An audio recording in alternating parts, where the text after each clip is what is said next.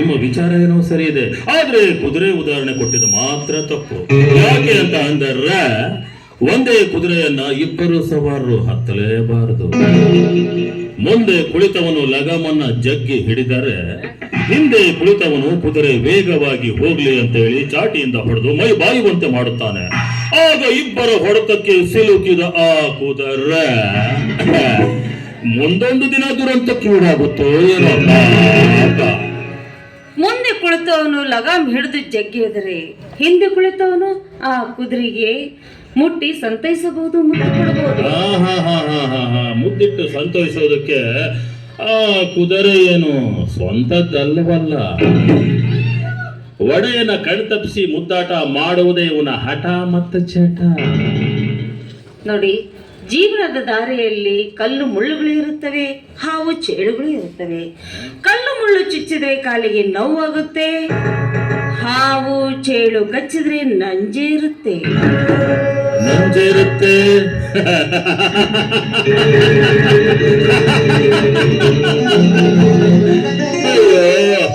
ದಿನನಿತ್ಯ ಆ ಪ್ರದೇಶದಲ್ಲಿ ತಿರುಗವನಿಗೆ ಅದ್ರ ಭಯನೇ ಇರೋದಿಲ್ಲ ರೀ. ಅಂದ್ರೆ ಕೊನೆವರೆಗೂ ನನ್ನ ಕೈ ಹಿಡಿದು ನಡೆಸ್ಕೊಂಡು ಹೋಗ್ತೀರಾ? ಅದಕ್ಕಾಗಿ ಅಲ್ವೇ ಈ ಕಾಡು ದಾರಿಯಲ್ಲಿ ಕಲ್ಲು ಮುಳ್ಳು ತೊಳೆಯುತ್ತಾ ನನ್ನ ಹೃದಯವನ್ನೇ ನಿಮಗೆ ಪ್ರೇಮ ಗುಚ್ಛೆಯನ್ನಾಗಿ ನೀಡಿ ಈ ಪ್ರೀತಿಯನ್ನು ಕೊನೆಯವರೆಗೂ ನಡೆಸ್ಕೊಡ್ತೀನಿ ಅಂತೇಳಿ ನಿಮಗೆ ಮಾತು ಕೊಡ್ತಾ ಇದ್ದೇನೆ. ನಿಜವಾಗ್ಲು ನೀವೇ ನನ್ನ ಪಾಲಿನ ಚಂದ್ರಮುಖಿ, ನಾನೇ ನಿಮ್ಮ ಚಂದಮ. ನಾವಿಬ್ರು ಸೇರೋದೆ ಹುಣ್ಣಿಮೆ ರಾತ್ರಿ.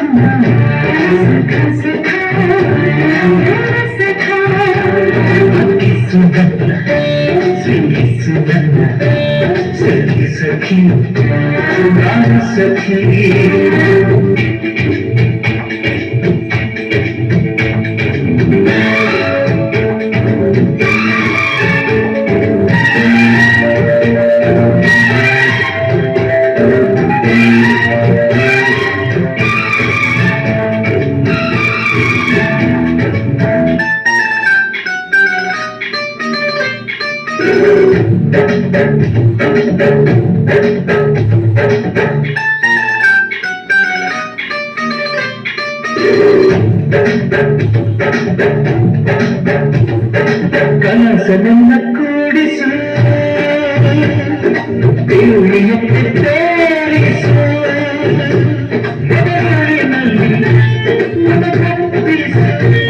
ಕನಸಿಗೆ ನನ್ನ ಹಿಂಗಾಗಿಸು.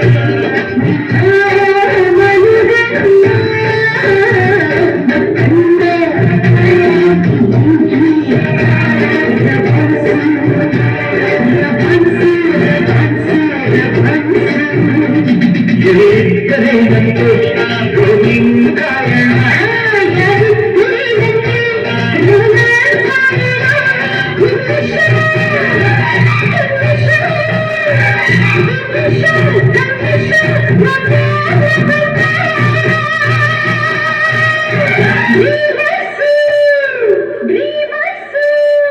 ಲಭಿಸು ನನ್ನ, ಲಭಿಸು ನನ್ನ, ಸಖಿ